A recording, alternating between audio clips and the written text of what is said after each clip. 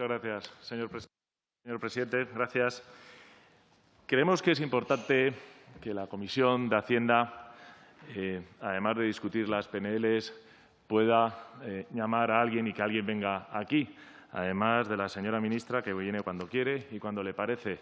Como ya hemos repetido varias veces cada vez que hemos solicitado comparecencias, que son sistemáticamente denegadas por la bancada del Gobierno, es decir, por el Grupo Político Podemos y por el Grupo Político Socialista, les repetimos y les decimos que ha habido comisiones que se han reunido más de 3 veces durante un año entero, al mes, 3 veces al mes, para desatascar las comisiones y para poder hacer el trabajo de control del Gobierno que tiene encomendado el Congreso de los Diputados como depositario de la soberanía popular. La realidad es que en la peor crisis económica que ha conocido este país en los últimos 80 años, en la peor crisis social, y yo creo que probablemente la única pandemia, y Dios quiera que no conozcamos otra como esta comisión está con un retraso muy significativo.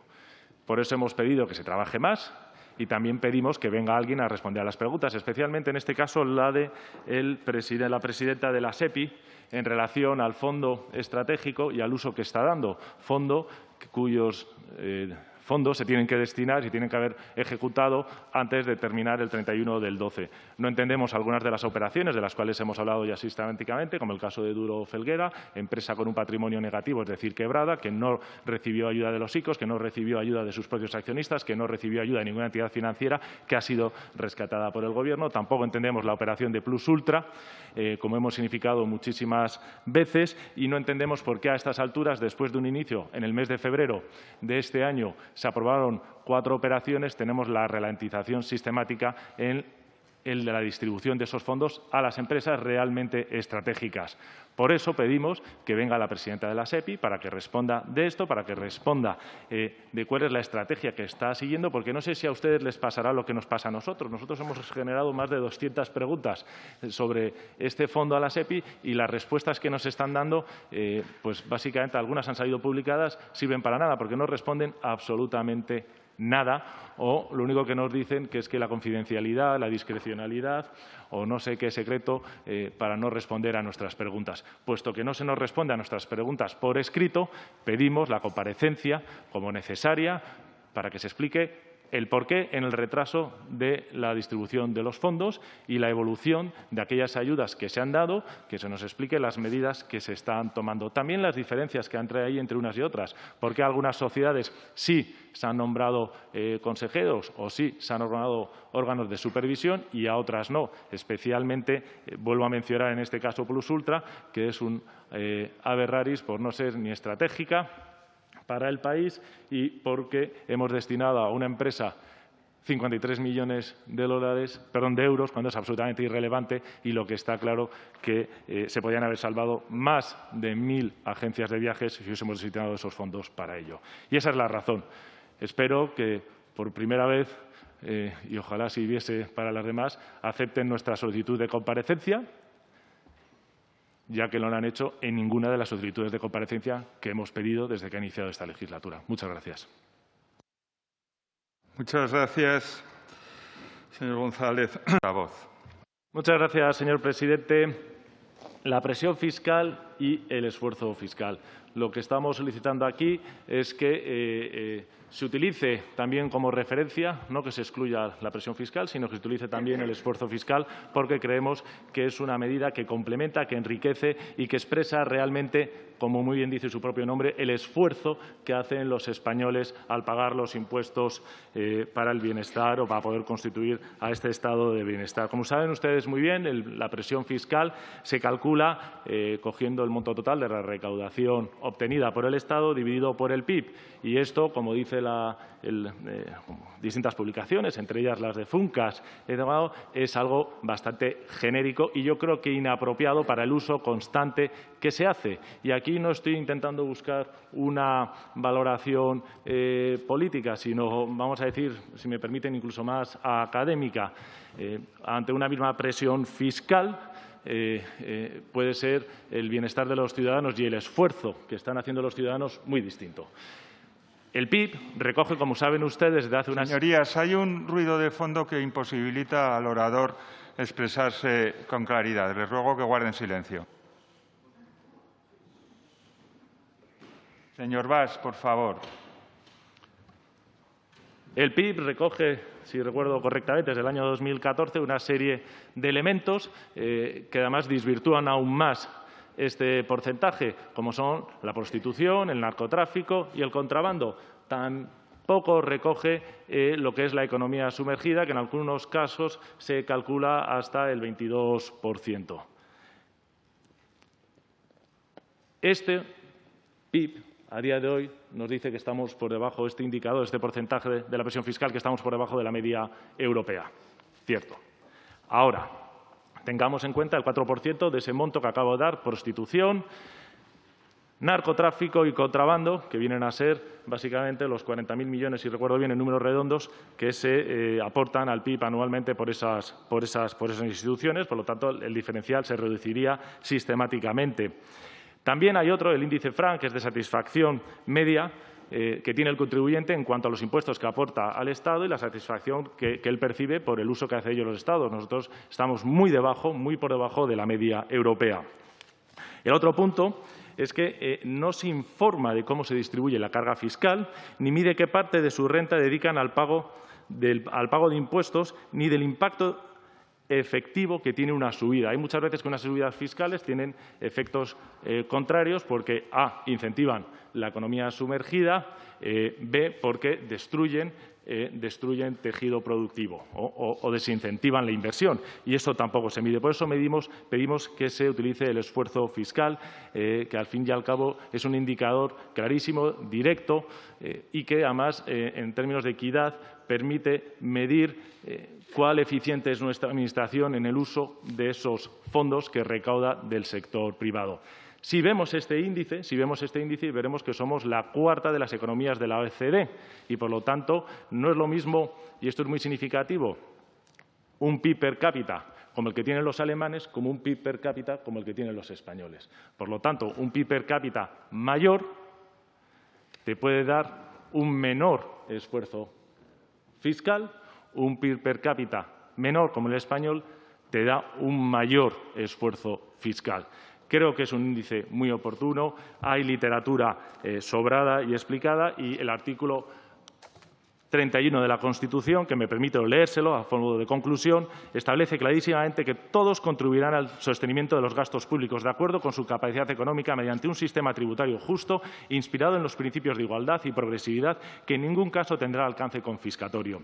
El gasto público realizará una asignación equitativa de los recursos públicos y su programación y ejecución responderán a los criterios de eficiencia y economía. Recordar la Ley 58/2003 del 17 de diciembre general tributaria y también las sentencias del Tribunal Europeo de Derechos Humanos, que ya está utilizando y que ha venido interpretando el Tribunal Constitucional en este sentido, especialmente la de 3 de julio del año 2003, la del 9 de marzo del año 2006, la de 2 de julio del año 2013 y la de 14 de mayo del año 2013 también, por mencionarles algunas en este sentido. Yo creo, en base a esas sentencias del Tribunal Europeo de Derechos Humanos, a las interpretaciones que está haciendo el Tribunal Constitucional, que vendría muy bien publicar ese índice y que fuese objeto de estudio y de aporte para las políticas económicas que apliquen todos los gobiernos sucesivamente. Muchísimas gracias.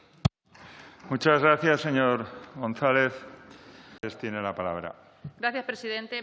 Actualmente, 26 países miembros de la Unión Europea proponen incentivos fiscales para promocionar la inversión privada a la I+D+I. Y en este sentido, las ayudas indirectas, mediante los incentivos fiscales, están adoptando un protagonismo creciente en todo el mundo debido a su probada eficacia. Así, tal y como corrobora la AIREF en su informe sobre esta cuestión, por cada euro que se dejaría de recaudar debido a este incentivo, la inversión se elevaría en 1,5 euros. Por tanto, la inversión en España se encuentra por detrás de las mejores prácticas en el ámbito internacional y el esfuerzo por la innovación en España más de un 40% por debajo de la media de la Unión Europea, mostrando, por tanto, un elevado margen de mejora en el ámbito empresarial. Y esta situación se produce como resultado de que el marco de apoyo por parte del sector público no resulta eficaz en la práctica, dado que en España, tal y como recoge la OCDE, asistimos a una importante brecha entre el potencial de los incentivos fiscales a nivel normativo, que teóricamente son bastante generosos, y la aplicación efectiva de estos incentivos, que es muy reducida. Y eso se debe a una serie de trabas o obstáculos relacionados con el deficiente diseño del sistema, requerimientos especialmente restrictivos o una elevada incertidumbre asociada a los procesos de auditoría y aprobación. La falta de estabilidad atenta contra la seguridad jurídica y la complejidad normativa dificulta su total conocimiento por parte del tejido empresarial y esto frena la utilización de este estímulo o incentivo. Y en relación a este tema, pues no sabemos qué nos espera cuando el Ministerio de la ministra de Hacienda abra la caja de Pandora y nos exhiba su anunciada reforma fiscal del siglo XXI, elaborada por unos expertos, no sabemos en qué, si en cobrar impuestos o, por el contrario, en diseñar verdaderos estímulos que atraigan y retengan inversión, generen riqueza y empleo de calidad de forma duradera y estable. La PNL que nos trae el Partido Popular resulta que es pues más bien una traslación a esta Cámara de algunas de las recomendaciones que sugiere la AIREF en su informe y que propone reformas en la línea de simplificar el sistema, reduciendo y agilizando, así como racionalizando trámites, cargas administrativas, requerimientos asociados al mismo para mejorar su alcance e impulsar la estabilidad normativa y la seguridad jurídica. Y creemos que el momento actual es especialmente oportuno para abordar estas mejoras, dado que la innovación se erige como uno de los elementos fundamentales para impulsar el proceso de recuperación que ha de afrontar nuestra economía a raíz de la crisis del COVID-19. Además, los incentivos fiscales son una herramienta flexible para mejorar el alcance de las ayudas procedentes de Europa, de modo que se consiga que una mayor parte de nuestro tejido empresarial, en concreto las pymes, sea partícipe de esos fondos. Bien, nuestra enmienda añade a todo esto que la inversión en formación, paralelamente a la innovación, el avance tecnológico, la digitalización, es un elemento crucial e indispensable para incrementar la productividad. La inversión en formación es importante para las empresas y para los empleados, por lo que los recursos económicos destinados a tal fin son una inversión, ya que la formación se traduce en capital humano, aumentando la productividad de los empleados y generando un mayor y mejor rendimiento para la empresa. Para los trabajadores, la inversión en formación incrementa sus oportunidades de empleo y la consecución de un mayor salario. Y para la empresa, incrementa la productividad de los trabajadores y su motivación, genera mayor confianza en la propia organización. Por tanto, la globalización de los mercados, y ya termino, y la aparición de nuevas tecnologías exigen a las empresas una inversión continua en el recurso más importante con el que cuentan, su capital humano. Por tanto, la existencia de incentivos fiscales incide de manera directa sobre las decisiones de formación en las empresas y, aunque éstas tienden cada vez más a invertir en la formación de los recién contratados y mantener planes estables para su plantilla, esa tendencia es menor en las pymes. De ahí que promover este incentivo fiscal respecto de los gastos de personal favorezca el empleo estable y de calidad en estas últimas. Gracias.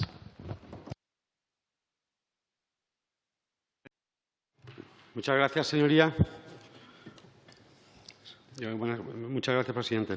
Disculpe, es que venía, ya ve usted que vengo apurado. Buenos días a todos. Muy bien, somos muy comprensivos con la propuesta que presenta Ciudadanos, sobre todo porque nos avergüenza, como servidores públicos que somos, que tengamos que llamar la atención a la Administración General del Estado sobre el comportamiento que tiene con sus propios empleados en prácticas. Es decir, tiene un comportamiento que no se admitiría en muchos casos a los empleadores privados. Lo hemos visto, por ejemplo, ahora que estamos debatiendo la interinidad en las administraciones públicas, no es el caso en esta propuesta, o el caso de los profesores asociados en las universidades con contratos que duran 20 años, falseando la figura. Es decir, el empleador que más incumple los principios de protección del empleado en España es la Administración pública, que luego tiene la fuerza de la inspección laboral para exigir a los demás lo que ellos no cumplen. Por eso nos parece, en este caso, esta propuesta que hace Ciudadanos de regular las prácticas de los jóvenes en la Administración muy pertinente. Lo que sí quisiéramos es, en todo caso, centrarnos en dos puntos. Uno, que se diferencie lo que serían las prácticas curriculares propiamente dichas, es decir, aquellas que hace el estudiante durante el tiempo en que está estudiando y que requieren de la asistencia de un tutor que debe ser de algún modo reconocido, de las prácticas, vamos a llamar extracurriculares, es decir, aquellas que hacen ya recién titulados, que es verdad que a lo mejor no pueden aspirar a salarios altos porque la falta de experiencia hace que las empresas tengan que invertir recursos de dedicación para formarlos, pero que no dejan de ser gente que ya aporta formación, que ya aporta capital humano y que no pueden ser por eso utilizados como un modo de ir rotando las plantillas en determinadas empresas. Y eso, quien no lo puede hacer, sobre todo, es la Administración General del Estado. Por eso vamos a apoyar la propuesta del Grupo Ciudadanos. Muchas gracias, señor. Buenas tardes. Muchas gracias, señor presidente. La verdad es que nos sorprende esta izquierda globalista de conveniencia que utiliza como argumento de autoridad el G7. Mire usted, señor Guijarro, nosotros defendemos los intereses propios de España y, por lo tanto, con independencia de que vemos bien colaborar en los organismos internacionales donde estamos representados, que no podemos comprometer la autonomía fiscal de España a acuerdos internacionales. Nosotros tenemos el derecho a decidir cuál es el nivel impositivo que necesitamos. Sobre todo, si tenemos en cuenta ejemplos, como el caso de Irlanda, que hace 31 años tenía el mismo Producto Interior Bruto medido por paridad de poder adquisitivo que España y que ahora mismo tiene $100.000 de Producto Interior Bruto per cápita, cuando en España tenemos 41.000. Es decir, 2,5 veces la de los españoles. Es el tercer país del mundo.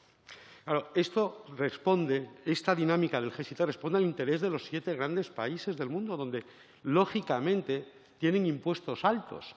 Claro, pero no son ricos porque tienen impuestos altos, sino que los impuestos son altos porque han llegado a ser ricos. Porque eso que pasa con las personas pasa con los países. Es un problema de utilidad marginal del dinero. Usted el dinero lo necesita para vivir. Cuando alcanza cierto nivel de vida, entonces ya puede empezar a pagar impuestos altos, a tener servicios públicos, etcétera, etcétera. Y entonces estos países lo único que están es intentando, mediante una práctica claramente restrictiva de la competencia entre Estados e invadiendo la soberanía de los demás, están intentando que no podamos progresar los que somos más pobres que ellos. Pero es que, además, le digo que es usted una izquierda globalista de conveniencia porque, claro, ya se lo han afeado los que me han antecedido en el uso de la palabra. ¿Qué pasa con la tasa Google y la tasa Tobin?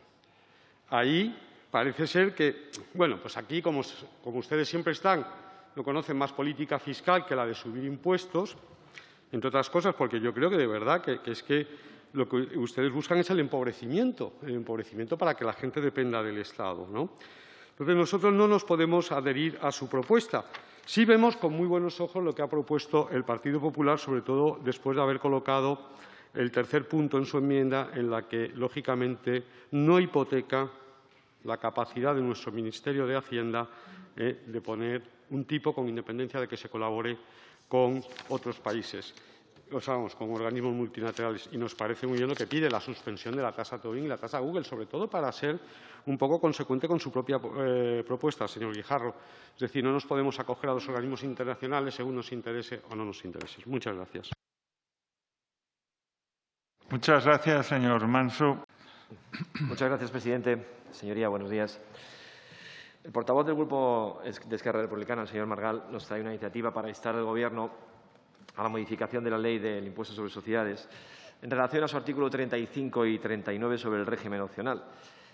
Y lo hace fusilando un informe de la IREF sobre el beneficio fiscal de la deducción por I+D+I, clavando en su parte dispositiva 2 de las propuestas. Ciudadanos ha incluido 2 propuestas más, también sobre el informe de la IREF. Sorprende que el Grupo Republicano tome en consideración las recomendaciones de la IREF y no haga lo mismo con respecto a las recomendaciones de la OCDE en cuanto a la aplicación del impuesto sobre determinados servicios digitales y esperaron consenso y no ser los pioneros en aplicar un impuesto que acabará repercutiendo en el consumidor final. Otra incongruencia más a las que nos tienen acostumbrados. Este grupo parlamentario ha introducido una enmienda con la intención de recuperar de la ley anterior 2 deducciones nuevas. Una, la que tiene que ver con la deducción por reinversión de beneficios extraordinarios y otra con la deducción por gastos en formación profesional.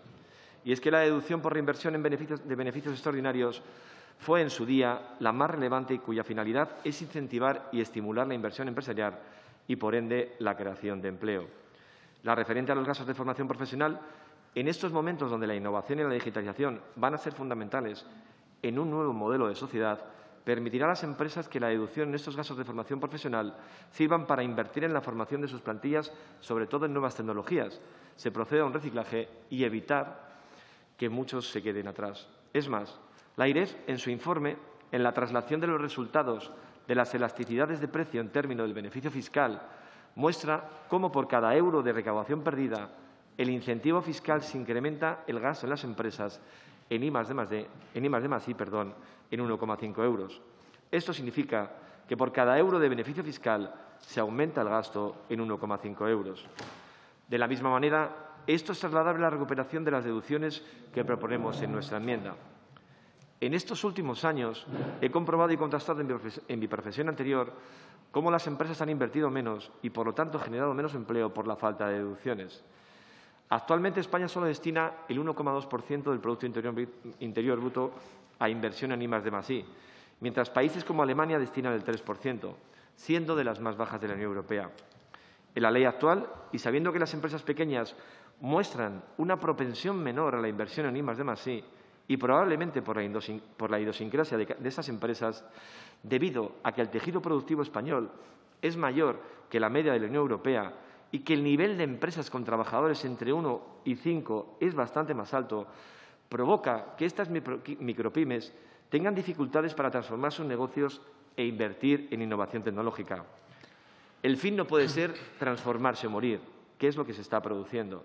Tenemos la obligación de salvaguardar cada comercio, cada empresa, cada autónomo, por pequeño que sea, y dotarles de otro tipo de deducciones que encajen con su filosofía de empresa. Cada empleo, cada trabajo es necesario independientemente de su sofisticación. Por eso, fuera del alcance de aquellas empresas que invierten en I+D+I, hay otras muy pequeñas que se las está dejando atrás y que necesitan un empujón a base de beneficios fiscales y de deducciones. Por todo ello, solicitamos al Grupo Republicano y a las demás fuerzas políticas que tengan en consideración la enmienda presentada por este grupo. Nada más. Muchísimas gracias.